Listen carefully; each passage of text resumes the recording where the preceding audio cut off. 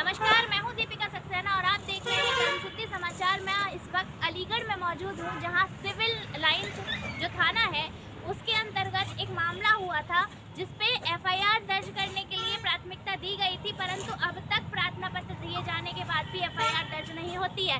आइए जानते हैं कि संवेदनशील जो इलाका रहता है अलीगढ़, वहां पर भी सुरक्षा की दृष्टि से ये सवाल जो उठता है कि सुरक्षा की दृष्टि इतनी कमजोर कैसे हो सकती है, जहां पर कोई भी फर्जी पत्रकार पुलिस लाइन जैसे एक ग्राउंड में जहां पर परेड हो रही होती है, जहां सैकड़ों की तादाद में जनता होती है, जहां जवान होते हैं, उसके बाद वो पत्रकार वहां घुस कैसे जाता है।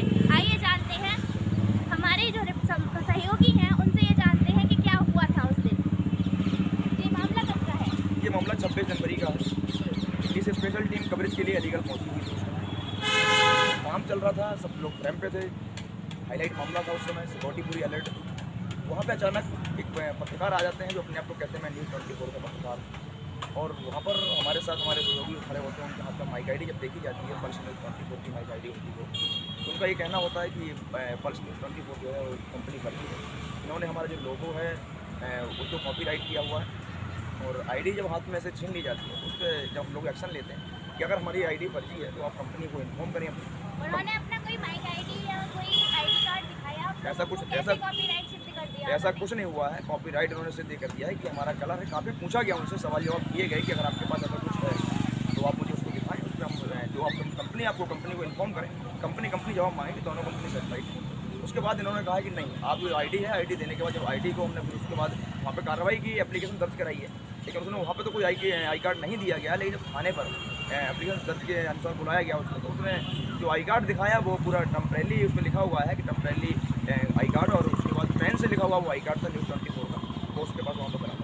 क्या उस आई कार्ड पे किसी की मोहर थी? क्या था? किस तरह से उस पर कोई मोहर नहीं था। पहली बात तो ये होता है कि जो आई कार्ड होता है वो पूरा एक प्रिंट आउट उसका निकाला जाता है, तो उस पर पेन से लिखा हुआ, तो उसमें स्पष्ट लिखा हुआ है टेम्परेरी आइडेंटिटी कार्ड। ठीक है, तो उसके बाद एक आगे और एक सवाल खड़ा होता है कि जो हाईलाइट मामले होते हैं, चाहे वीवीआईपी प्रोग्राम हो, कोई प्रोग्राम हो, उसके लिए सूचना अधिकारी पास जारी करता है। उसके बाद भी अगर कंपनी की परमिशन होती है तो वहाँ पर कोई पहुँचते हैं, नहीं तो नहीं पहुँचते। लेकिन यहाँ पर ऐसा कुछ नहीं था, इसको पास भी नहीं था।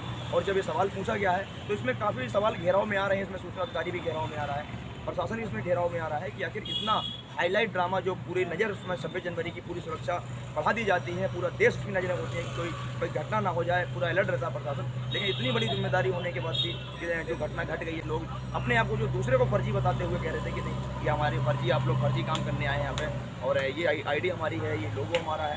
उसके बाद जब उससे पूछा गया तो उसके पास कुछ भी नहीं था। और फिर भी वो मीडिया ग्राउंड के अंदर, जहाँ पर मीडिया की ये जगह बनाई गई थी, मीडिया में काम करती थी, वहाँ तक उसको जाने की एंट्री दे दी है। तो ऐसे तो अगर मीडिया के नाम पर कोई भी घटना इस टाइम पर घट सकती है।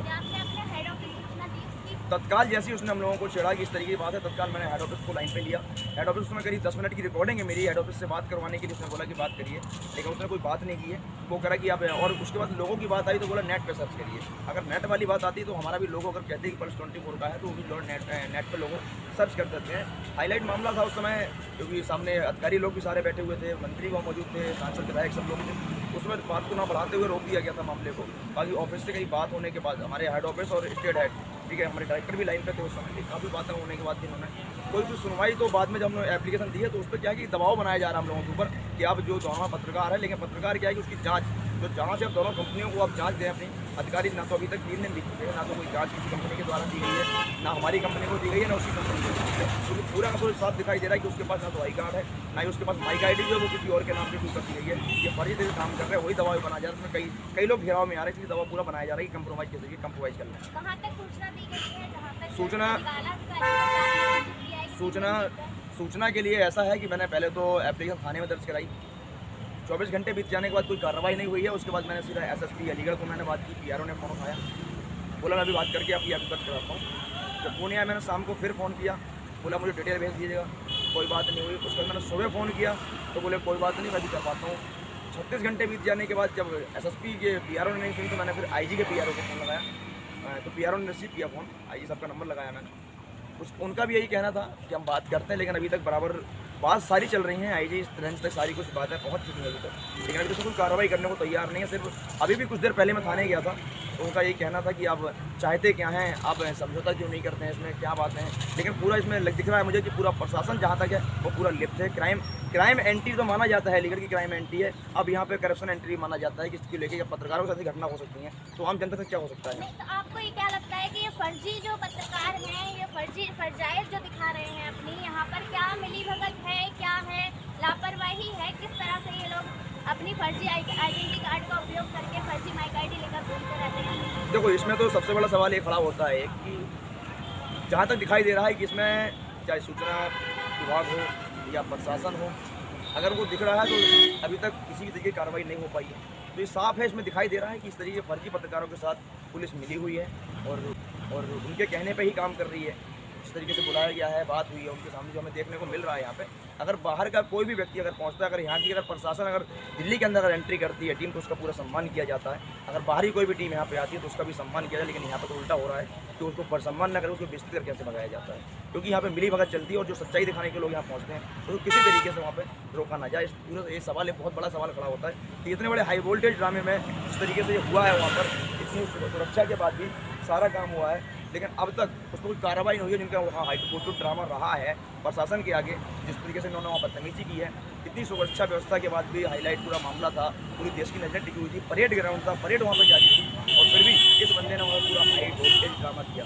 मैंने सुना आपके आज आप थाने गए थे, वहाँ पर आपको थाना प्रभारी ने आज क्या जवाब दिया? आज ये दिया है कि उसे बुलाया जाएगा, उससे बात की जाएगी, बात और उसकी जांच की जाएगी। लगातार जांच चल रही है, लेकिन जांच के आगे दोनों ने जब कुछ बताया इंस्पेक्टर से, तो मैंने कहा मुझे बताइए जांच में रह क्या गया। दोनों आई कार्ड आप मैच कर लीजिए। जिसके पास, मेरे पास पूरा ऑथराइज आई कार्ड है, उसके पास पेन से लिखा हुआ आई कार्ड है, मेरे पास बार कोड है जिसमें मेरी पूरी कंपनी की मोहर है, हर चीज़ मेरी कंपनी का डाटा निकल के आता है। उसके जांच में क्या रह गया उसमें, आप आईडी देख लीजिए। क्योंकि सबसे बड़ा सवाल ये खड़ा होता है इसमें कि वो फंसता नजर आ रहा है, उसके साथ जो बाकी फर्जी पत्रकार हैं, यहाँ का जो फर्जी पत्रकारों का वो कीचड़वाड़ा है, वो साफ हो जाएगा इस मामले में, इसलिए FIR हमारी दर्ज नहीं की मैं देशभक्ति की चमक रखता हूँ, दुश्मन की सांसें थम जाए, आवाज में वो धमक रखता हूँ। परेड कमांडर द्वितीय श्रीमती सर्जना सिंह, क्षेत्राधिकारी बरला, अलीगढ़। अरे मेरे भाई, तो मुझे अपनी कॉपी दिखा दो एक बार को कि मेरी कॉपी है ये, मैं कैसे मान जाऊँ? क्या मानो, क्या देखना तुम कह रहे हो कॉपीराइट है? जोरदार तालियों से स्वागत किया जाए श्रीमती सर्जना सिंह, क्षेत्राधिकारी बरला। देखो आप भिड़ने की बात कर रहे हो, ठीक है? भिड़ने नहीं कह रहा, बिल्कुल मुझे बता दो, परेड कमांडर ऐसा नहीं कर रहा हूँ। आप श्री सरताज अली, उप निरीक्षक सशस्त्र पुलिस लाइन अलीगढ़। मुझे फर्जी कह रहे हैं। हम तो दरिया है, हमें अपना हम तो दरिया है, हमें अपना अपना मालूम है, जिस तरफ से चल पड़ेंगे रास्ता बन जाए। जनाब सरताज फर्जी कैसे कह दिया तुमने? ये खुद दिखा रहे हैं भाई साहब, बिल्कुल मेरी बात नहीं वरिष्ठ पुलिस अधीक्षक महोदय से कि हमारे मुख्य अतिथि महोदय, वो तो हम बात कर रहे हैं, वो तो कोई दिक्कत नहीं। इससे पूर्व में चाहूंगा